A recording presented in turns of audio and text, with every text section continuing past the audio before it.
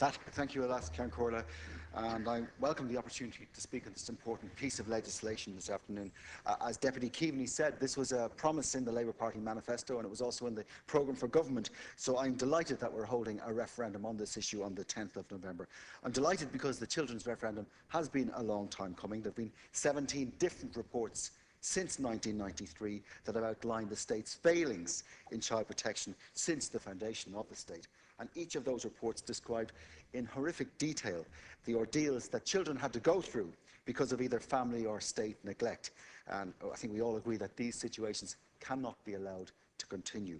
The sad reality is, I think, that all public representatives have come into contact with people who the state has let down. It's incredibly difficult to listen to their individual stories, knowing that we were all part of a society which allowed this to happen. So voting yes to this amendment on the 10th of November will give children who are being neglected or abused a much better chance at getting the protection that they need when they need it.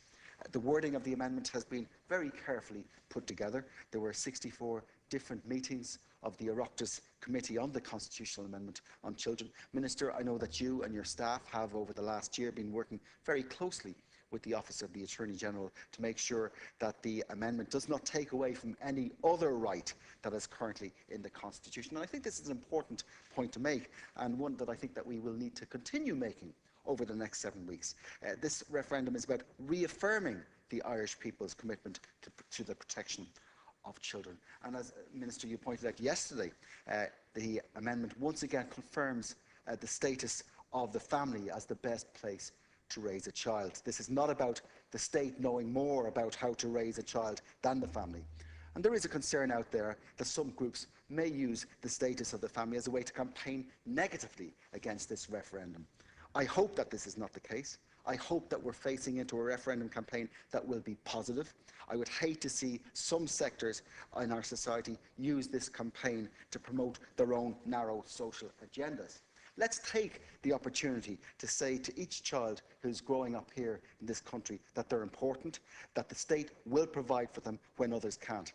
I know that my own party is planning a very, very positive campaign. We've appointed Minister Kathleen Lynch to lead this campaign as our National Director of Elections. She met with her campaign team yesterday, and they're planning a wide range of activities, including postering across the country, leafleting across the country, and also going out and knocking on people's doors, asking them to vote yes for this campaign. And our membership will be right behind this. I was out in Kells myself last weekend, knocking on doors. I spoke to several hundred people. The key message for me was that people know that this referendum is on. They welcome this referendum, but the worry is that almost universally they said, but yeah, this is going to sail through. This won't sail through unless we convince people to go out there and vote for it. So that's going to be the key message for me and for my team over the next few weeks, and one that we have to bear in mind. We need people to go out and vote for this, and we need them to vote yes. Sitting at home won't pass this amendment. Minister, I congratulate you and your staff for constructing a form of wording that has been welcomed by the vast majority of child protection groups out there and by others in society, and I wish you all the best in this referendum campaign. Thank you very much, Deputy Hannigan. Deputy Derek